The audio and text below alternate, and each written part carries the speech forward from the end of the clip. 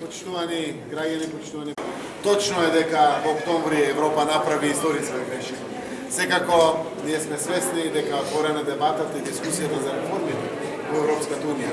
Но секако очекуваме дека таа дебата за реформите може паралелно да се случува додека процесот на проширување на Европската унија се случува исто така паралелно. Еве и Брекзит се случи, одлуките се донесени. Верувам дека уште повеќе ќе има фокус Европската унија на проширувањето, затоа што ние немаме друга алтернатива освен полноправно членство во Европската унија. Ние сме свесни, во конкретниот случај сега Република Северна Македонија и Република Албанија сакаме да добиеме датум, очекуваме да добиеме датум за почеток на преговорите. Не очекуваме веднаш да станеме членка на Европската унија. Тоа постои процес, кога ние ќе бидеме подготвени, Европската унија биде подготвена некој ден после 5, 7, 10 години, кога и да е тоа, да бидеме полноправна членка.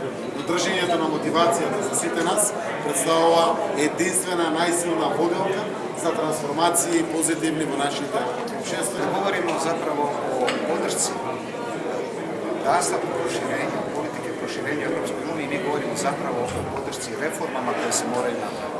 Реформе се до душе морају направити у Европској унија, али јас сам прije svega protiv teze koja tvrdi da se Evropska unija sama najprije mora reformirati kako bi se politika proširenja nastavila. Ja smatram da je evropski projekt otvoren projekt, ali ne dovršen.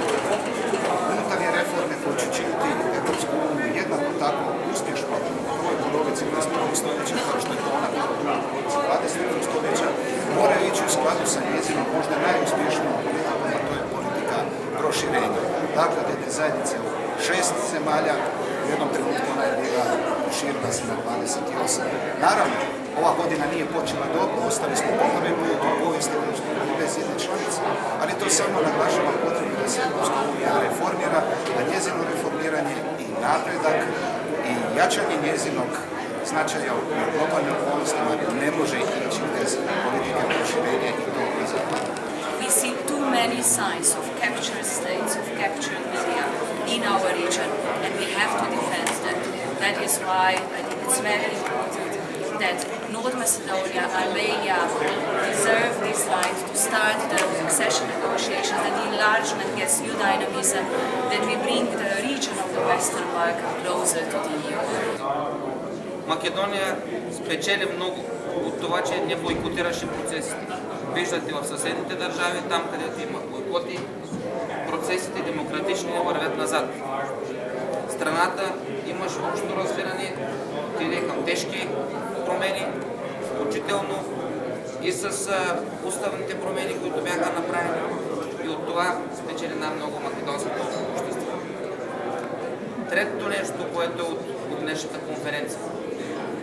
Европа ще помага европейските институции с каквото могат, но реформите са в ръцете на политическия елит на тази страна. Интеграционният процес е двустранен. От едната страна са европейските институции, от друга страна обаче елита на страната. За да има ясен път за македонските граждани и да има ясно бъдеще за страната в Европейския съюз. Имате. To je prihvaćanjето на новата методологија за проширување. Договараме на почеток 26.